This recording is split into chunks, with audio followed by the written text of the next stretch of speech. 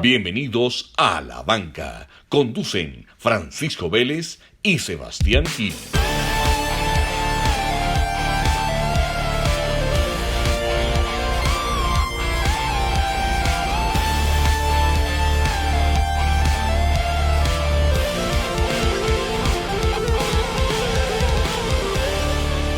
Sebas, ¿cómo vamos? Pacho, ¿cómo vas? Otra semana en cuarentena. Así es, otra semana en casa, buscando qué hacer o qué. No, la verdad muy ocupados, pero bueno, aquí ya casi salimos de esto. Así es, mi Sebas. Bueno, y quisimos hacer un capítulo especial hoy también, ¿o no? Sí, el tema de los invitados está muy interesante. Han salido buenas propuestas después de la entrevista de Matt. El que no la haya oído, les recordamos, está la entrevista de Matt Rendell, autor de ciclismo colombiano, inglés, impresionante. Y creo que esa entrevista, pues Matt nos abrió ahí buenas puertas, salieron buenas opciones. Pero el invitado de hoy está increíble. Invitado internacional. Otro invitado internacional. Nos vinimos de Inglaterra a México. Así es. Bueno, Sebas, presentala. Bueno, tenemos a Valeria Jiménez, mexicana. Valeria es una persona, por decirlo así, común, como todos, de carne y hueso, pero tiene una historia de vida muy interesante en el deporte. Pues la voy a adelantar un poco para que la aprovechemos, ya que también es máster en filosofía, entonces nos puede hablar un poco de esa parte humana sobre el deporte que tanto nos gusta acá en la banca. Valeria ha corrido 14 maratones, no sé si desde que leí eso ha corrido más, pero ya nos dirá. Ha clasificado 9 veces a Boston, es ingeniera industrial, tiene un MBA, máster en filosofía, como dije, y pues lastimosamente cuando empezó su vida deportiva tuvo una lesión en la cadera. La operaron, tiene unas platinas en su cadera y a pesar de que le dijeron que se olvidara del trote, ella lo hizo todo para volver a estar ahí. Y todo lo que acabo de decir fue después de esta gran historia. Entonces, Vale, bienvenida y muchas gracias por aceptarnos la invitación. No, muchísimas gracias a ustedes. Perdón, yo estoy muy honrada de estar aquí. Gracias por querer compartir mi historia con la gente. Bueno, Bueno, Sebas, empecemos con nuestra súper invitada. Como vos contaste, tiene una historia de vida súper interesante. sí, vale. Yo creo que lo primero que tenemos que hacer para contextualizar a la gente es de dónde nace ese amor, porque pues obviamente uno como deportista, lo digo, yo hice 1000 cosas desde que estuve chiquito. ¿Cómo llegas al trote? ¿Por qué el trote? ¿Por qué el trote? Bueno, en la universidad yo estaba en el equipo de atletismo, corría 400 metros, pero la verdad es que nunca corríamos, bueno, como velocistas nunca corres más de 5 o 6 kilómetros. Pero también en esa época yo tenía algunos altibajos emocionales que más adelante en mi vida se diagnosticaron. Eh, Ahora se conoce como trastorno limítrofe de la personalidad, pero en esa época, te estoy hablando del año 2000 más o menos, 1999, todavía no estaba diagnosticada, entonces yo tenía muchos como crisis nerviosas y el correr y el estar en el equipo de atletismo me ayudaba. Entonces estuve en el equipo de atletismo en la universidad, luego me gradué, empecé a trabajar y durante mi vida laboral yo seguí trabajando y como ya no podía competir en atletismo o en carreras cortas, pues empecé poco a poco a entrar a 5K, 10K, cosas así por el estilo, pero también se combinó con que pues era cuando yo empezaba a ganar mi propio dinero, ¿verdad? Cuando yo Claro, empezaba a trabajar, a tener el coche de la compañía y podía salir más, entonces pues fue una combinación extraña entre querer correr y de repente también querer ir de fiesta y me acuerdo muy bien también en esa época que muchas veces yo iba al antro, en México le llamamos antro al lugar donde vas a bailar, que yo salía del antro el domingo a las 6 de la mañana y de repente mis amigos veían corredores y me decían, oye Val, ¿que esa no era la carrera que tú ibas a correr? Y yo decía, sí es cierto. Entonces, trataba de combinar todo un poco, ¿no? O a veces pasaba, bueno, cuando tienes 25 años puedes hacer todo, ¿no? Llegaba del antro, dormía 2 horas y me iba a correr o cosas así. Lo hacía más bien también, una, por mantenerme bien, en forma, otra, un poco, la verdad, para, pues, sudar todo lo que me tomaba yo en la fiesta, porque, pues, sí, me gustaba salir de fiesta. Y Está otra bien. también para mantener, pues, mi salud mental, porque como les digo, yo tenía estos altibajos, estuve yendo con muchos médicos, traté muchas alternativas, desde medicina alternativa con plantas, flores de Bach, armonizaciones, brujas, yo trataba de todo. Y estas crisis nerviosas me pasaban también en el trabajo y en algún momento me costaron el trabajo. Entonces, el correr, al yo ver que nada funcionaba, el correr me ayudaba, porque no eran necesariamente depresiones, sino eran unos episodios muy extraños y el correr me mantenía Estable. relativamente estable. Entonces, pues así fue, seguí con este mix entre es mucho estrés en el trabajo, porque justo era cuando estaba pues en la etapa más productiva de más estrés en tu trabajo, que es entre los 25 y los 28, Ajá. y corría para mantenerme estable, otro también para mantenerme en forma, y también pues hacía esta combinación entre pues me iba de fiesta y me iba a correr y hacía como de todo un poco, ¿no? Entre los 25 y los Ok. 30 pues te comes el mundo. Y luego a los 30 conocí a una persona que se convirtió en mi novio, que era un corredor muy bueno. Y él me insistía mucho que yo en esa época, entre los 20 y los 30, corrí 4 maratones. Corrí el maratón de Pittsburgh, que fue por mi primer maratón, porque fue Sí. cuando estaba estudiando ingeniería en Estados Unidos. Eh, Corrí el maratón de Hamburgo, porque yo trabajaba en una compañía que estaba basada en Hamburgo, entonces en una época fui para allá. Corrí el maratón de la Ciudad de México. Y cuando conocí a esta persona, ya como a los 30 años, él me insistía que yo podía, que yo era muy buena, que podía calificar a Boston. Y dije, oye, pues tengo 1000 años sin correr maratón. Y pues él me insistió, y pues yo por andar quedando bien, y esto para las chicas que nos oigan, nunca queden bien, nunca traten de quedar bien, también los hombres, no traten de quedar bien, porque yo por Sí. andar quedando bien, yo me lastimé durante el entrenamiento. Él era muy intenso, bueno, es muy intenso, y me forzaba yo misma para quedar bien con él a tratar de seguir su ritmo, entonces me empecé a lastimar. Esto te estoy hablando que fue como en 2009, de hecho fue en 2009. Y empezamos a entrenar para el maratón de Niágara, donde él estaba convencidísimo que yo podía calificar a Boston. Entonces, pues empecé a entrenar y me forzaba yo a seguir entrenando a pesar de un dolor horrible que tenía. Y yo iba al médico, al ortopedista, y el ortopedista no hallaba bien de dónde era ese dolor. Me infiltraba la rodilla, me infiltraba el pie, pero yo seguía con un dolor horrible. Y yo me seguía aguantando. Y eso es como una prueba de hasta dónde puede llegar el umbral del dolor de una persona cuando quieres quedar bien o cuando tienes un objetivo en mente, ¿no? Sí. Y en este caso, pues es el amor, ¿no? Pero bueno, el amor nos hace hacer muchas tonterías.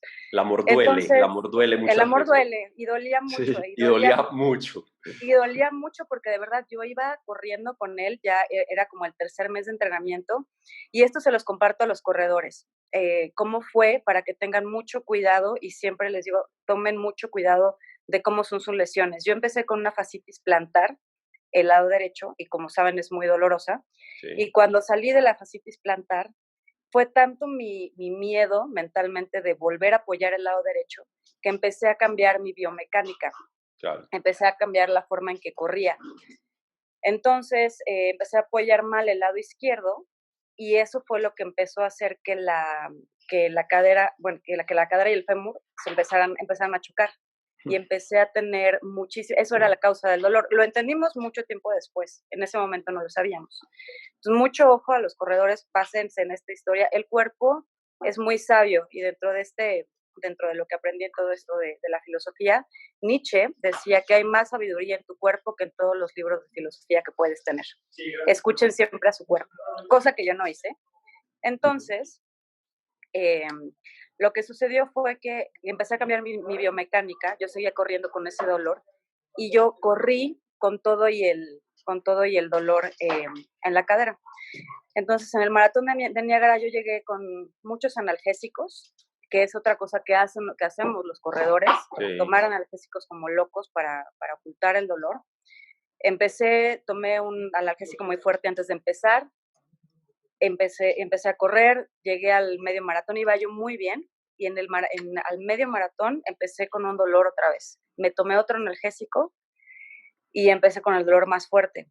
Y poco a poco empecé como a renguear, como a arrastrar la pierna. Sí, a cojear. Después, sí, y después empecé a correr como de cojito, como a brincar de cojito.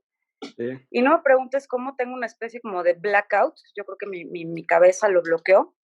No sé cómo, pero llegué al kilómetro 40. Y llegué ya arrastrando el pie. Entonces, cuando llegué al kilómetro 40, ahí fue donde de repente pues, sentí un dolor que a la fecha no puedo explicar. Y fue cuando pegué un grito y me senté. No me caí, no pasó nada, simplemente me senté. Pero el grito fue tan fuerte que llegaron los paramédicos, llegaron voluntarios y estaba ya en el 40. Pues ahí llegaron los voluntarios, los paramédicos, me cargaron y me ayudaron a cruzar la meta. Pero como la fractura por estrés es tan rara, no sabían, ellos pensaban que era algo muscular, algo como un desgarre o algo por el estilo. Entonces me llevaron al tent de los paramédicos, me empezaron a masajear la pierna, entonces pues yo gritaba y gritaba de dolor porque pues no era eso. Y pues bueno, para no hacer el cuento más largo, estábamos en Canadá y los canadienses son muy temerosos de atender pacientes, sobre todo internacionales, por el tema del seguro y demás. Entonces, pues estuve 2 días con la cadera rota hasta que regresamos a México, ¿no? Y regresando a México fue pues bajarme del avión, luego al hospital, y ahí me dijeron, ¿sabes qué? Pues ya no sales de aquí, tienes una fractura de cadera, te vamos a insertar una placa de Richards, que es un fierro muy largo, 4 clavos y un tornillo, y pues ya, no salí de ahí. ¿Que aún la tienes? Sí, todavía la tengo. Okay. Es una placa de una aleación de titanio, entonces la tengo, eso fue en octubre del 2009, sí. Y todavía la tengo, ya tengo 10 años con la placa. Ok. Bueno, no, yo creo que el mensaje es claro. Entonces, conclusión de la historia de Vale.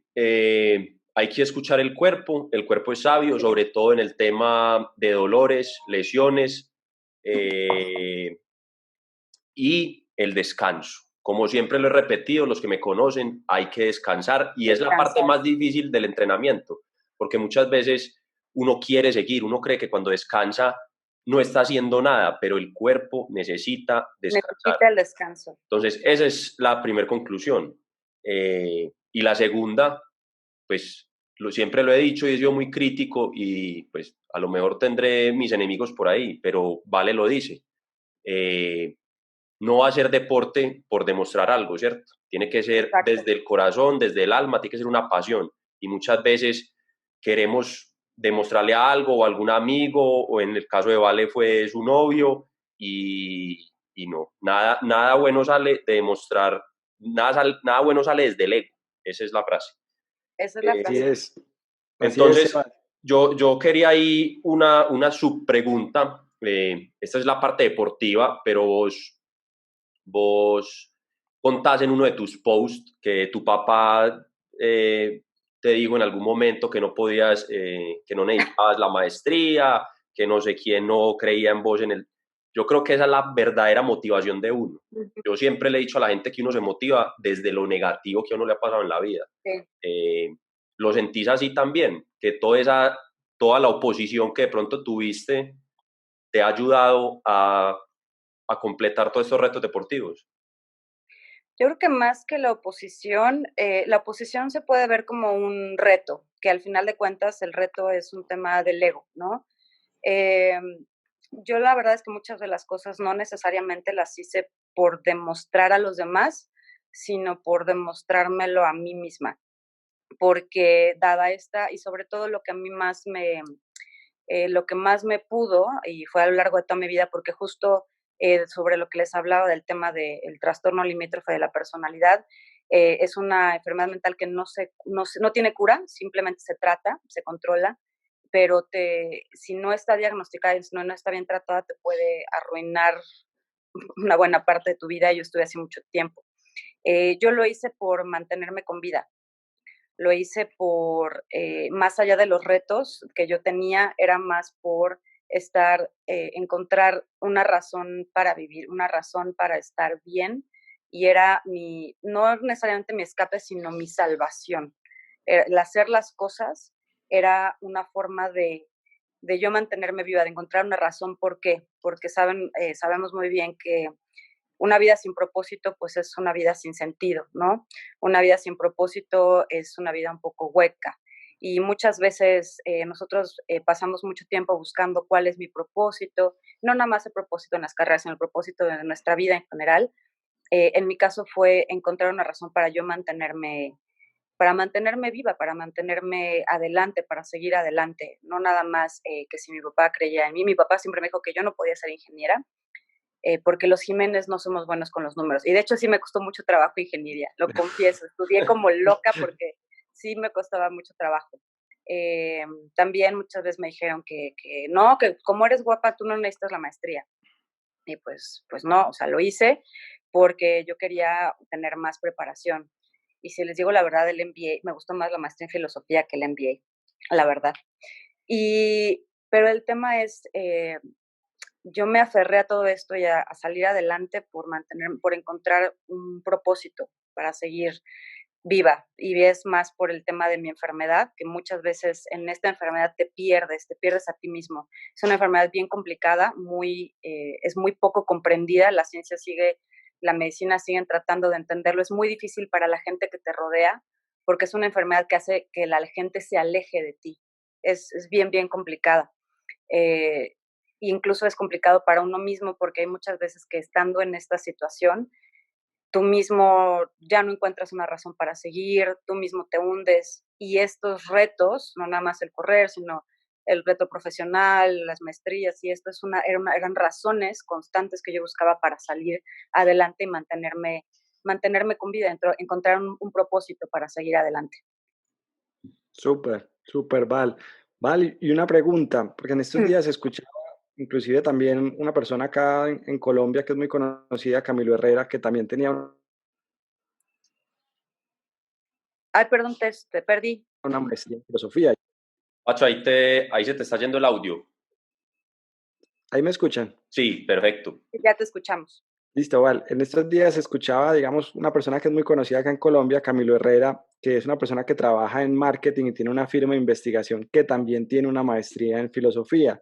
Uh-huh. ¿Qué te ha aportado a ti en tu carrera esa maestría en filosofía? O sea, cuando las personas lo escuchan, sin duda, en primer lugar, suena como raro, suena como un complemento demasiado raro. En tu vida, tanto en el deporte como en tu vida profesional, esa maestría, qué te ha aportado? ¿Qué te ha enseñado? Mira, la realidad es que yo la hice porque siempre fui muy apasionada de entender y entenderme a mí, sobre todo les vuelvo a repetir por este tema de mi enfermedad, por qué era lo que me pasaba, quería entender al ser humano, quería entender lo que era el propósito, quiero entender a la gente, quiero entender nuestra historia, esa fue la razón por la que la hice, pero lo que más me ha aportado es saber que no estoy sola, saber que muchas veces las locuras que puedo llegar a pensar o los cuestionamientos que yo me hago son cuestionamientos o los cuestionamientos que nos hacemos todos como por qué estamos aquí, por qué nos sentimos solos, por qué añoramos el futuro, por qué, el por qué básicamente de la cuestión humana es una pregunta milenaria que tiene una infinidad de respuestas y me gusta saber que que no estoy sola, que al final de cuentas todos nos hacemos esas preguntas, pero también conocer los diferentes puntos de vista en los que se puede abordar las diferentes situaciones. Digamos que la filosofía me da herramientas para poder abordar diferentes aspectos de la vida. Mi filósofo favorito o mi tendencia filosófica favorita es el existencialismo con Nietzsche y Schopenhauer. Y bueno, ustedes conocen muy bien la frase de lo que no te mata te hace más fuerte, que es de Nietzsche. Y el tema es que Nietzsche acuñó esta frase porque Nietzsche tenía una enfermedad que lo aquejaba mucho. Nietzsche era sifílico, sí, tenía sífilis. Y el tema es que Nietzsche cuando hacía sus mejores trabajos o cuando escribió sus trabajos más profundos, era justo cuando tenía las peores crisis de dolor de sífilis. Por eso era que decía que lo que no te mata solo te hace más fuerte. Nietzsche fue una persona también incomprendida Y muchas veces yo sé que todos, sobre todo los corredores o los atletas, a veces nos sentimos medio incomprendidos porque nos dicen locos y por qué vas a correr tanto y si nadie te está pagando para hacerlo, ¿para qué lo haces? ¿Para qué entrenas? Simplemente es un propósito. Entonces yo creo que lo que la filosofía por toda mi vida es entender mejor el por qué los seres humanos actuamos de esta manera y también pues saber que no estoy sola, que estas preguntas nos las hemos hecho desde el principio de la humanidad, ¿no? A lo mejor también tiene que ver con eh, esta curiosidad inherente a los seres humanos de querer profundizar y entender mejor el porqué de nuestras acciones y el porqué de hacia dónde vamos también con nuestras acciones y anticiparnos un poco, ¿no? Y entendernos mejor. Bueno, Val, esto se pone un poco raro porque pues uno quiere preguntar muchas cosas, pero ¿cómo no aprovechar la oportunidad? Pues ya que sos experta también en filosofía, nosotros en Colombia tenemos un movimiento filosófico creado en Colombia que es el nadaísmo. No sé si lo Ujú. conoces. No, no lo he escuchado todavía. Bueno, nosotros molestamos aquí con una sección que es la corchada del episodio. Una corchada es cuando le haces una pregunta a alguien y no sabe. Entonces, ahí está Ujú. la corchada, Ok, está la corchada. la corchada del episodio. El nadaísmo es un movimiento filosófico creado en Colombia. Para que lo busques, su mayor exponente, el maestro Gonzalo Arango, y se relaciona mucho con el deporte porque Gonzalo en algún momento le hace una entrevista a Cochise Rodríguez, que fue uno de los ciclistas más famosos de Colombia, y es una Ujú. entrevista muy charra. Él va a la casa de Cochise y los dos se emborrachan, pues, y la entrevista, si te metes a la página, aquí incluso hay una casa museo de él, y en la página de él, en Gonzalo Arango, creo que es gonzaloarango.com, ahí está la entrevista de Cochise, es muy interesante, y el Ujú. nadaísmo, pues, formó gran parte del pensamiento de la gente en esta ciudad, ¿cierto? Nosotros amamos nuestra ciudad, pero somos muy críticos de la misma. Y Ujú. Gonzalo incluso lo desterraron y él se casó con una inglesa que conoció en San Andrés. Bueno, ahí nos desviamos un poco del tema, pero aprovecho para contarte, porque me parece muy interesante que sepas pues, que aquí hay una corriente filosófica que fue Ujú. muy, muy influyente en nuestra cultura. Pacho. Vale, una pregunta. ¿Cómo fue ese proceso de recuperación? Uno en la historia ha escuchado recuperaciones de grandes deportistas, de Ronaldo, de Marco Pantani que lo atropella un carro, Ajá. de Bethany, la surfista que la muerde un tiburón. ¿Cómo fue ese proceso de recuperación tuyo? ¿Y qué dirías tú que aprendiste de los días buenos de la recuperación y de los días malos? Porque yo creo que muchas veces nos quedamos solo escuchando digamos que los días buenos de lo que pasó en ese proceso, pero también seguramente hay días malos. ¿Cómo fue ese proceso personal para ti? Fue un proceso bien, bien difícil. Tardé más o menos 18 meses en volver a caminar. Tuve que Ush. aprender a volver a caminar pues desde cero, porque para meter la placa, insertarme la placa en la pierna, tuvieron que cortarme el músculo desde la mitad del muslo hasta el glúteo, entonces no tenía nada de fuerza en el glúteo izquierdo, entonces no caminaba bien. Eh, Fue un proceso bien difícil porque justo se combinó con esta frustración de estar amarrada primero a una cama y además, primero regresar a vivir con mis papás porque no podía valerme por mí misma, ¿no? Al principio fue como un mes o 2 meses. Primero estar amarrada a una cama, luego silla de ruedas, luego muletas y luego una muleta y luego el bastón, pero esto le estoy hablando que fue durante 18 meses. Ahorita que menciono sobre los días buenos y los días malos, si te soy muy sincera, para mí recuerdo pocos, no tengo algún recuerdo de un día bueno. En realidad, la gran mayoría fueron malos porque justo por la frustración y por la situación, mi enfermedad, que seguramente yo creo que en inglés es más conocida, es el Borderline Personality Disorder. Soy borderline.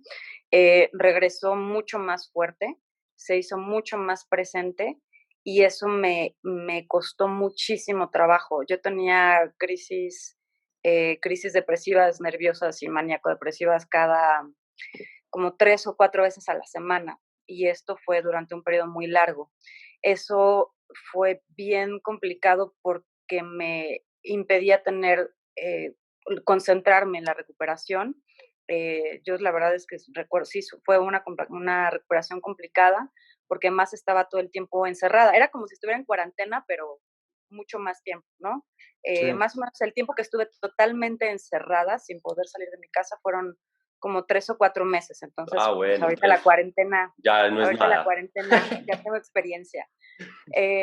Fue muy, muy difícil. Yo iba a mis rehabilitaciones, pero pues era complicado, ¿no? El no poder caminar, el no poderme valer por mí misma. Tenía en ese tiempo, pues, las crisis nerviosas eran muy fuertes. Había veces que yo incluso tomaba incluso más medicamentos para dormir, nada más. Había veces que no quería salir, había veces que no quería ir a las rehabilitaciones y no quería caminar. No encontraba un motivo, un propósito por qué. No, o sea, la gran parte de mi rehabilitación decía, bueno, voy, pero porque pues, sé que en algún momento tengo que volver a caminar. Pero si les soy súper sincera, y yo creo que esto, porque como dicen, ¿no? Ustedes ven la parte bonita de lo que uno publica de su Claro, recuperación y la fuerza, y ay, sí, vamos adelante, pero la verdad es que en ese momento tú estás descorazonado. O sea, tu corazón está en el piso, tu moral está en el sí. piso, tu autoestima está en el piso, y luego échale la pimienta de un trastorno mental, pues es todavía más complicado, ¿no? No, Entonces, totalmente entendible. Yo en mi caso soy, y nunca he tenido tabú, y pues lo hablo en todas mis charlas y eso, yo soy ansioso, tomo medicamentos, pues no medicamentos, tomo un medicamento. Entonces lo entiendo completamente y pues el deporte es algo pues que lo saca uno de ahí. Vale, ya volvemos al tema de la mente porque sin duda esa va a ser la gran conclusión ujú, de este episodio, pero la gente pues hay que darle al pueblo pan, ¿no? Eh, de las 6 carreras, de los 6 majors, que creo que es un sueño que mucha gente tiene y por ahí vi que dijiste que ibas a volver a hacerlos. Eh, sí. ¿Cuál es la que más disfrutaste? ¿Cuál es la que más te gusta? O sea, danos un balance de cuál crees que sea esa carrera de los majors como la más soñada. Eso depende de cada quien. Para mí, personalmente, mi major favorito cuando hice la primera ronda de los majors fue Berlín. Se conjuntaron muchas cosas lindas en ese momento. Para empezar la carrera, bueno, la carrera, el course es totalmente plano. En ese momento, en esa época que fue septiembre de 2015, el clima era maravilloso, corrimos como a 3, 4 grados, entonces había sol, pero hacía frío, todo estaba perfecto, estaba súper lindo, además iba con amigos, iba con mi mejor amiga, veníamos de Rusia, o sea, era una conjunción de elementos que hicieron que para mí esa carrera fuera para mí mi favorita y la mejor. Además, no me esperaba que los alemanes fueran a salir de sus casas y la gente muy linda, o sea, todo la verdad muy, muy padre. Pero, por ejemplo, el año pasado volví a correr Berlín para empezar con los majors y fue horrible. Fue horrible porque llovió y además fui sola, mentalmente no estaba fuerte, había entrenado súper mal. Entonces, les digo, todo depende, ¿no? O sea, y quise volver a empezar con Berlín porque le tenía mucho cariño a Berlín, pero pues bueno, ¿no? Depende cada quien. De la primera ronda de los majors, les puedo decir que Berlín fue mi favorita porque es la que en su momento conjuntó las mejores condiciones de todo. La segunda en términos de emoción fue Londres, porque además Londres fue una carrera que corrí con causa. Soy una persona que ama mucho los animales, corrí por los rinocerontes, entonces pues fue mucha emoción correr por una causa, y además era mi último major y me iban a entregar mi medalla de los 6 majors. Eh, yo creo que la siguiente, mi tercera que más me gustó, yo creo que habría sido Tokio, porque Tokio fue mi primer major, después de la fractura de cadera fue mi primer maratón, también igual iba con amigos, era la experiencia pues de ir a Japón y estaba muy curiosa, es un maratón increíble porque además a los japoneses que les encanta disfrazarse, pues tú vas corriendo y vas viendo al lado de ti un Bob Esponja que te rebasa, ¿no? O ves al lado de ti un Goku que va corriendo con su capa y te rebasa, o incluso gente, o sea, me acuerdo perfecto que un amigo estaba traumado, uno de los amigos que fue porque lo rebasó un tipo que iba vestido de botarga de café de Starbucks. Y entonces me dijo, ¿cómo puede ser que me rebasen a los japoneses? Ese maratón es súper, súper divertido. Y los japoneses son súper, súper lindos, súper entusiastas. Hay gente toda la carrera. Después yo creo que mi cuarto favorito ha sido, ¿qué sería? Yo creo que Nueva York y luego Chicago. Y curiosamente, el maratón que menos me gustó en mi primera ronda de majors fue Boston. Sufrí muchísimo ese Boston porque Boston es una ciudad, es un maratón en el que las condiciones nunca sabes. El día antes de la carrera puede estar perfectamente soleado, ni una nube en el cielo, y al día siguiente una lluvia espantosa. O al revés, cuando yo corrí Boston, yo iba preparada para correr con frío, terminó siendo un calor horrible. Yo la verdad me quería dar por vencida desde el kilómetro 12, yo decía ya, o sea, ya no quiero correr, ya no puedo más. Y pues mi mejor amiga vive en Boston y justo cuando yo iba a darme por vencida, que dije, ya, mira, llego al medio maratón, le echo la culpa a la cadera de que me duele, porque pues obviamente, ¿no? Saliendo de México, todo el mundo hasta me hicieron un pastel de Boston y entonces todo el mundo, ay, va a correr Boston. Y yo al medio maratón yo ya quería tirar la toalla, dije, ya no puedo más, pero vi a mi mejor amiga y eso me impulsó mucho y pues bueno, acabé Boston, pero la verdad es el que menos me ha gustado y eso es porque yo soy muy mala en las subidas y Boston es una carrera que tiene muchas ondulaciones. Yo soy muy buena para carreras, para agarrar un ritmo y un ritmo rápido en planos, pero Boston, que es una carrera muy técnica, me costó mucho trabajo y pues como les digo, ¿no? Depende de lo que a cada quien le guste. Habrá quien le guste mucho Boston. Boston es muy emocional por lo que pasó. Yo estuve en el maratón de Boston cuando explotaron las bombas. No corrí yo, corrió en ese momento mi esposo y él afortunadamente terminó antes de que explotaran las bombas. Las bombas explotaron a las 4 horas. Él corrió ese día, de hecho, curiosamente ese es su mejor Boston. Eh, antes de las... Pero la pregunta, ¿quién corre más rápido de los dos? No, él. No, él corre abajo de 3 horas, pero él sí está... Okay. Él sí está un poco loco, él sí es muy enfermo. Es el que me hizo correr el maratón de Niágara. Entonces, pues para mí también, como estuve justo en Boston cuando pasó eso, para mí correr Boston también era muy especial porque pues recuerdo el momento, recuerdo lo que se vivió en la ciudad y es muy padre porque Boston, cuando es el maratón, la ciudad se vuelca de cabeza por el maratón y es un Sí. maratón súper, súper emocional. Pero depende de cada quien. Todos los majors son increíbles. No hay uno que tenga más. Puedes tener un favorito, pero para mí Sí, todos son sin increíbles. duda las carreras tienen un componente pues más allá de la carrera, sino lo emocional, Ujú, el entorno que te rodea. así es. Val, una pregunta. Ahorita nos contabas fuera de micrófono que tienes dos perros, Newton y Sí, Valkyria. y Valkyria. En los episodios aquí en la banca hemos hablado mucho que los perros, una de las cosas más bonitas que tienen es que viven intensamente, o sea, que viven a un nivel de intensidad impresionante y que eso es algo que como humanos deberíamos aprenderle. Tú que tienes a tus mascotas, ¿qué crees que podemos aprender de ellos? Mira, de quien más he aprendido es de Newton. Newton era un perro callejero, lo adoptamos.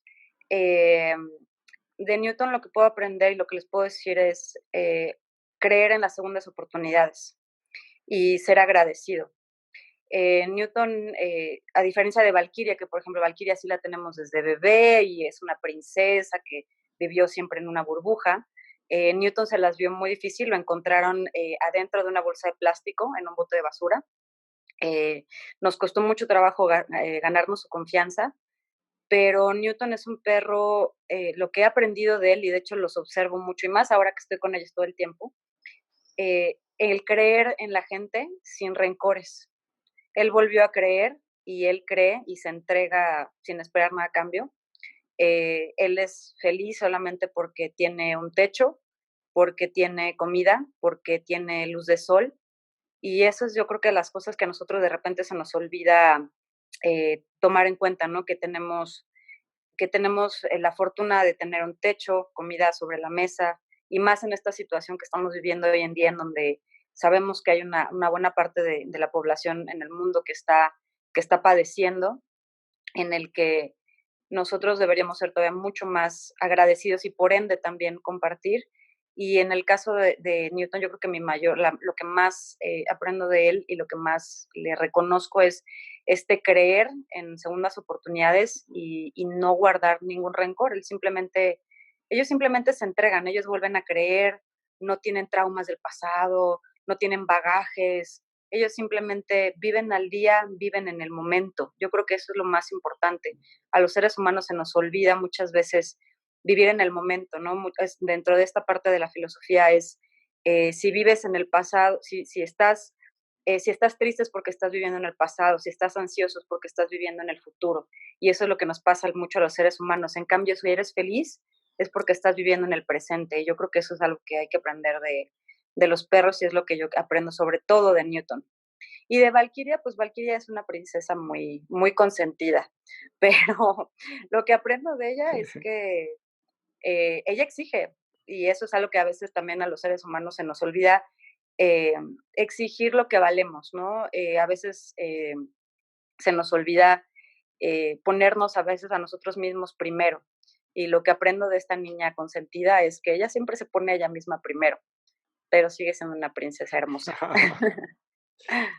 Vale, yo creo que, bueno, para terminar, creo que la conclusión, porque es muy evidente en tu discurso que la lesión de la cadera pasó a ser algo secundario. Eh, el tema, el foco tuyo fue sin duda tu condición mental y en eso te Ujú. enfocaste y pues llegó la lesión y pues como dices tú, fue algo, un condimento más, pero quiero que cerremos contándole a la gente, primero pues la importancia de pararle bolas al tema mental en la cabeza, siempre lo he repetido, he sido muy insistente en eso, y que ayudas, porque sin duda hay un tabú infinito en Sí. el tema mental, que ayudas y cómo hiciste para buscar ayuda, que la gente entienda que es normal y que hay demasiada gente que pues eventualmente toda su vida convive con una condición por el hecho de sentirse con pena o abrumada Sí. o no buscan ayuda. Sí. Algo que yo busco al compartir mi historia es, más allá del tema de la cadera y de salir adelante, es que si alguien como yo, que soy una persona normal, que trabaja, y que tiene todavía estas como limitantes, si se le puede llamar así, que si alguien como yo puede hacerlo, cualquiera puede hacerlo. Eso, o sea, que no necesita ser nadie especial ni nadie con superpoderes, ni mucho menos para poder hacer cosas extraordinarias. Es una cuestión de creer en ti mismo. Y segundo, como bien dices, la parte del tabú en la parte mental, yo por eso me enfoco mucho en mi historia, en la parte de esta tabú mental, porque quien viera mis fotos, mis posts, me escuchara hablar o me viera como en una posición directiva en una compañía, diría, no, bueno, esta persona es imposible que tenga un trastorno mental, ¿no? Quiero que sepan que sí es posible, que lo que importante es buscar ayuda en cuanto sientan síntomas, que no tiene absolutamente nada de malo. Hay muchas más personas que no están solos, hay muchas más personas de las que se imaginan que viven con este tipo de trastornos o incluso con trastornos más sencillos, pero que también algo muy importante es que no debemos aislarnos, que si te sientes mal, si sientes que ya tu tristeza ha durado demasiado, si sientes que tienes una crisis de ansiedad, busca, no necesariamente, el pedir ayuda es un poco complicado porque no sabes qué te está pasando, entonces no sabes si lo que tienes que hacer es pedir ayuda, pero háblalo. Y más ahora que, bueno, estás en Google, búscalo en Google y busca cómo puedes empezar a buscar con quién hablar, buscar ayuda, a tratarte y a tratar de salir adelante y no aislarte. Y al aislarte no me refiero a que vayas y se lo cuentes a todo el mundo o se lo cuentes a tu mejor amigo, sino aislarte en términos de no te cierres a que puede haber una solución y a que puedes estar mejor. Simplemente leyendo también puedes también salir adelante. Puedes ver que Sí. incluso ha habido grandes personalidades, grandes filósofos como Nietzsche, como Schopenhauer, ha habido muchos grandes personalidades que han sufrido también de esto. No es, lo más importante de esto es, no estás solo. Debe dejar de ser un tabú, porque lo más importante y lo que a mí más me interesa de compartir mi historia es un trastorno mental o incluso algo tan adverso como una fractura de cadera o incluso las dos cosas combinadas, que digamos que es el peor de lo que podría pasar, no te impide llegar a ser lo que tú quieres. Nada de eso te lo impide, siempre y cuando tú salgas de tu mismo tabú. Y por eso yo también lo comparto, al igual que tú, Sebas, lo comparto abiertamente. Y quien quiera puede también escribirme en mi Instagram. Hay personas que me han escrito por Instagram para cuando se han sentido deprimidos, cuando han tenido ansiedad, porque yo sé lo que es estar ahí y quiero que sepan que no están solos. Y lo primero antes de pedir ayuda es no te cierres, no te aísles. Ábrete contigo mismo, acepta tu condición, investiga y después si tienes a alguien a quien contarlo, esa persona solito te irá guiando o irás guiándote para salir adelante. Pero que tiene que dejar de ser un tabú. Y lo que me importa aquí es, sepan que cualquier condición adversa, esa adversidad incluso puede llegar a ser de donde puedes tomar fuerza para cumplir lo que quieres, para llegar a ser tus sueños. Y por eso me interesa que la gente sepa esta adversidad, porque si yo lo puedo hacer, que soy una persona súper común y corriente, cualquiera lo puede hacer. Sí. Vale, excelente mensaje. Yo creo que queda claro y pues ese era nuestro objetivo, que la gente viera que el deporte trasciende más allá de una carrera, de un tiempo, y creo que de una forma exageradamente humana y profunda nos has expuesto esta realidad que cada vez toma más fuerza en el mundo deportivo. Entonces, muchísimas gracias de nuevo por compartir con nosotros esa historia.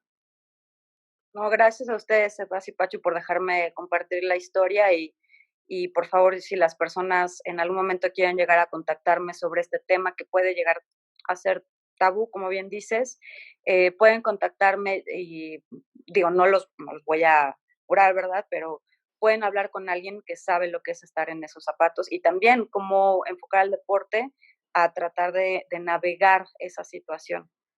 Yo siempre estoy abierta a hablar con la gente. Val, qué delicia de conversación. Realmente aprendimos muchísimo. ¿Por qué no nos cuentas tus redes sociales para el que nos esté escuchando pueda buscarte? De redes sociales, de hecho, solo tengo Instagram, que es valeria.x y latina m de mamá. Por ahí pueden escribirme y de verdad, cuando son mensajes genuinos de gente que quiere platicar sobre esta condición o que hay gente que me ha escrito que han tenido lesiones, hay gente muy linda que me ha escrito compartiéndome que vieron mi historia y salieron de una lesión y ya corrieron un maratón, cosas así. De verdad estoy súper abierta a hablar con la gente cuando son mensajes así genuinos o que quieren ser escuchados cuando tienen este tema de ansiedad o depresión. Yo he estado en zapatos y de verdad lo que más quiero es ayudar a la gente que está en esa situación porque yo sé lo que es y quiero que sepan que no están solos. Súper, súper. Muchas gracias, Val. Bueno, Sebas, se nos acabó el tiempo. Pacho, estuvo espectacular. Quedamos, creo que, reflexivos para el resto de la semana. Sí. Sigue Val, introspección. muchas gracias, Val. Te mandamos un abrazo muy grande Igual, bueno, un abrazo, chicos. Vale, Cuídense que estés mucho. bien. Chao. hasta la próxima. Chao. Adiós, bye.